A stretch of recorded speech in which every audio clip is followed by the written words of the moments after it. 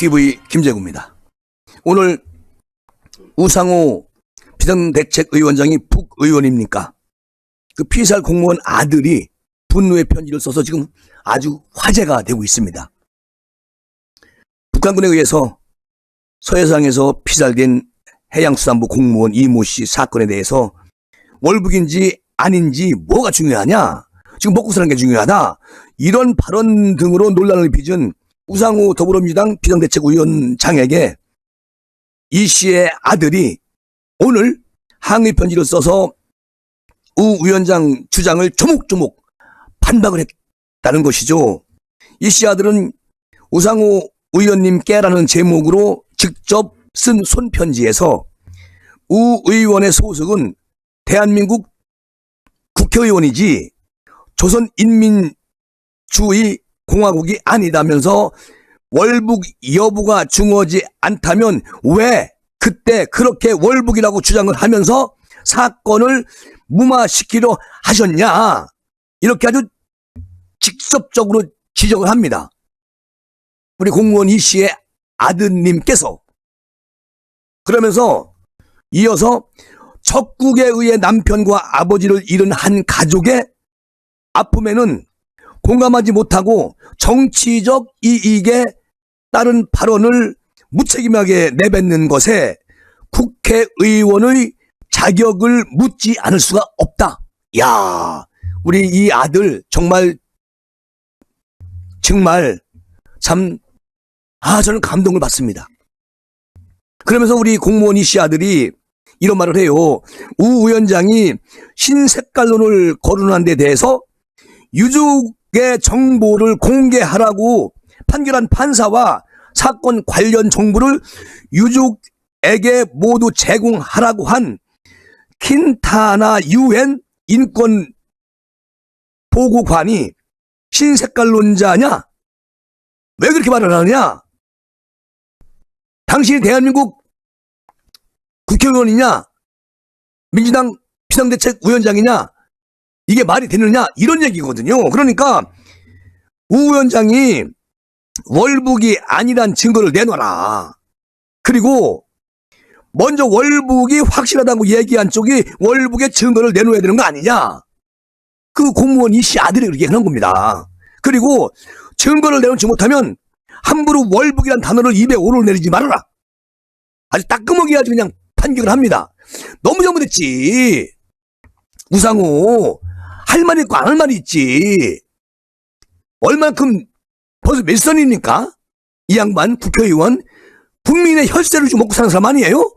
근데 국민을 그렇게 무시해버립니까? 가책의 부모예요? 이런 분이 어떻게 민주당의 비상대책위원장을 맡고 있느냐고. 화가 난다. 김재구도 우리 공무원 이 씨 아들의 손편지를 보고 난 다음에 정말 화가 나더라고요. 그러면서 우리 공무원 이 씨 아들이 이런 말 합니다. 그렇게 떳떳하면 판사가 공개하라고 판결한 정보를 대통령 기록물로 지정할 때 우상호 의원님은 왜 가만히 있었나요? 그렇게 월북을 확신한다면 대통령 기록관에 있는 아버지의 모든 정보를 지금이라도 공개하면 되는 거 아니겠습니까? 이 양반아, 이런 얘기예요. 그리고 우리 공무원 이 씨 아들은 이런 말을 합니다. 우 의원님 소속은 대한민국 국회의원이지 조선인민주주의 공화국이 아니지 않느냐? 아버지 죽음에 상당한 관심이 있는 듯하니 대통령 기록물 열람에 동의하시라. 그리고 다시 2차 가해가 진행되면 국민이 심판할 겁니다. 이런 편지를, 손편지를 썼어요. 그러니까 이제 다시 2차 가해가 진행되면 국민의 심판을 받아라. 이럴 끝을 맺습니다. 여러분, 정말 아버지를, 부모님을 잃고 지금 수년 동안을 온 가족이 삶을 다 팽개친 겁니다. 누가? 문재인 정부에서. 이건 말이 안 되죠. 근데 문재인 정부에서 국가를 이렇게 운영했다는 거예요. 북한의 눈치를 보면서 그냥 그렇게 김정은이한테 아주 고분고분 그냥 충성심을 바쳤다라고 생각하는 국민들이 꽤 있습니다. 이북에 꼼짝 못합니까? 이북에. 어쨌든 뭐 제가 그 공무원 이씨 아드님 손편지를 보고 정말 참 거기에 그냥 아버지에 대한 그 보고 싶은 마음, 그리고 이게 솔직히 이것을 월북이라고 하는 것도 자체가 지금 이게 완전히 이게 저는 문재인 정부에서 김정은이 잘 보이려고 그 종전선언 그거 하려고 이렇게까지 음모를 꾸며가지고 하는 것은 정말 아니다. 만약에 우상호 의원 가족이 이런 일을 당했다. 그럼 우상호 의원은 어땠을까요? 난리 났겠죠. 이게 문제라는 겁니다. 어쨌든 오늘 그 윤 전 국장, 이분이 전 해양경찰청 수사정부 국장이었어요. 현재는 남해지방해양경찰청장이 됐습니다. 이분이 오늘 8시경에 그 통화일보 기자를 만나요. 그래가지고 당시에 해경수사관 3명이 확인한 국방부 자료와 해경 자체 수사 내용을 바탕으로 지휘부가 발표 문안을 작성을 했고, 지휘부가 그리고 발표자로 지정된 윤성현 전 해양경찰청 국장은 이것을 국민께 성실하게 답변했을 뿐이라고 오늘 얘기를 했는데, 그 내용을 보면 사건 당시에 수사 지휘 라인에 있었던 윤성현 국장은 2020년 9월 29일 날 그 공무원 이 씨가 자진월북한 것으로 판단된다는 중간 수사 결과를 직접 발표를 했습니다. 그런데 이것을 윤 전 국장은 청와대 민정수석실의 개입 여부 등에 대해서는 구체적인 내용은 다음 기회에 밝히겠다. 이러고 슬그머니 빠집니다. 이러면요, 구체적인 내용은 다음 기회에 밝히겠다. 이것은 거기에 정말 구린내 나는 게 있다는 거죠. 그러니까 수사 결과에 대해서도 당장 사건을 밝히는 것은 적절치 않다고 보인다. 이렇게 쓱 피해갑니다. 그러면서 이분이 국장으로 있다가 지금은 남해지방해양경찰청장이 됐어요. 이 사건이 있고 저 발표한 다음에 이 사람이 얼만큼 뛰어 올라갔습니까? 영전이죠. 그래서 하는 말이 그 공무원 이 씨가 자진월북했다고 하기엔 근거가 부족했던 것이 아니냐? 기자가 물어보니까 디테일한 부분은 다음에 말씀드릴 기회가 있을 것이다. 이러고 또 그냥 들어가 버립니다. 직무실로. 그러니까 공무원 이 씨 유족들은 당시 수사 책임자였던 김홍희 전 해양경찰청장하고 윤성현 국장을 직무유기로 고발을 하겠다. 지금 검토 중인 걸로 알고 있습니다. 아마 고발 뭐 하겠죠. 예. 아직은 고발을 하진 않았고 검토 중에 있다고 합니다. 야, 이게 조금 전에 말씀드렸지만 세상에 공무원 저 월북한 거 발표에 난색을 부렸다고 해서 그 공무원을 딴 데로 보내요? 문재인 정부에서? 입맛에 안 맞는다는 거 아니겠어요?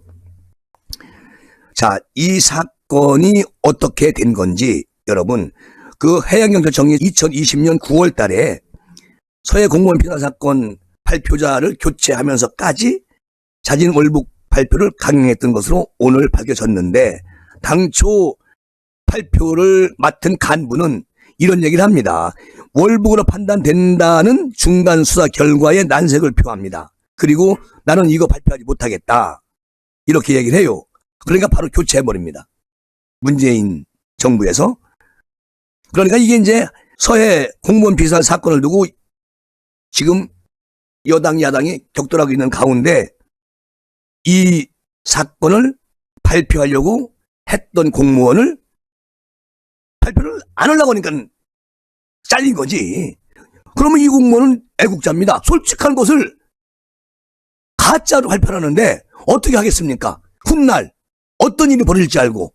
그래서 안 한 거예요. 계속 미룬 거야. 난색을 표한 거야. 근데 이 공무원을 교체해버려요. 이거는 공산주의도 이렇게 안 씁니다. 어마어마한 사건이지 이게. 2020년 9월 22일 날 북한군에게 이제 사살이 되고 우리 공무원 이 씨가 그 당시에 46세였었어요. 그런데 당시에 관할 서인 인천해양경찰서의 신동삼 서장은 당초 월북 가능성에 신중한 입장이었다고 합니다. 그러니까 신 서장은 사건 이틀 후에 1차 브리핑에서 자진 월북 가능성을 배제할 수가 없다고만 얘기했어요. 그리고 복수의 해경 관계자는 동아일보의 신 서장이 자진 월북을 단정하는 듯한 발표에 부담을 느꼈다고 증언을 합니다. 증언. 그러니까 한 관계자는 이런 말을 해요. 당시에 퇴직을 앞둔 신 서장이 자진 월북 쪽으로 발표하는 것이 정말 힘들다. 난색을 표했다고 들었다는 얘기예요. 그러니까 그 이후에 본청에서 상급 기관인 중부지방해양경찰청에서 발표하라고 했지만 중부청도 어렵다고 해서 본청에서 발표한 걸로 안다.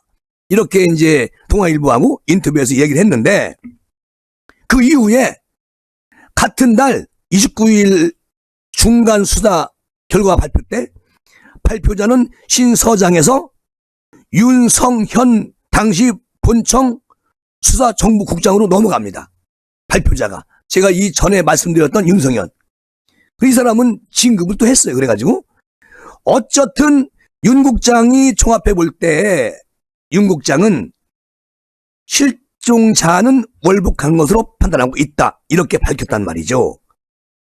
그 당시에 수사 초기에 불과 닷새 만에 발표 내용이 바뀌고 그 과정에서 청와대가 개입이 있었던 것 아니냐, 이런 의혹이 지금 제기되는 이유가 여기에서 이 내용을 보고 그런 이유가 있다는 것이죠. 그러니까 국방부가 17일 날 2020년 9월 27일 청와대 국가안보실로부터 주요 쟁점 답변 지침을 하달받았다. 국방부가 그렇게 얘기했잖아요. 비슷한 시기에 청와대 지침이 해경청에도 전달됐을 수 있다는 생각이 딱 들게 만드는 부분이에요. 그러니까 지침 전달 창구로는 해경을 담당했던 대통령 민정수석 비서관실이 지목이 될 수밖에 없습니다. 그렇잖아요. 그러면 이것이 공무원 이씨 유족 측은 이렇게 말하죠. 22일경 고수 예정인데 대상에 김종우 대통령 민정수석 비서관을 추가할 것이다. 해경 중간수사 발표에 무리한 내용이 여럿 포함됐다는 점도 청와대 개입 의혹을 뒷받침하는 대목 아니겠습니까? 조사해야 됩니다. 그렇잖아요. 빨리 검찰총장 임명해서 안 써놓고 검찰총장 지휘하에 빨리빨리 정리해야 돼요. 이 유족들은 얼만큼 가슴이 아프고 정말 사는 게 아니죠. 이거 빨리 풀어줘야 됩니다. 우리 윤석열 대통령님께서 약속을 하셨습니다. 대선 때. 하실 거예요. 어쨌든 이게 이렇게 되면 안 되는 것이고, 그리고 지난해 6월 달에 국가인권위원회 여기에서 해경이 중간수사 발표할 당시에 실종자의 도박 채무액을 2배 이상 늘려가지고 부풀려서 발표하는 등 충분한 자료나 사실에 근거한 객관적 발표라고 볼 수는 없죠. 왜 도박빚을 2배로 늘립니까? 이게 잘못된 겁니다. 그러니까 이건 처음부터 끝까지 다 계획적으로 짜고 친 고스톱이다.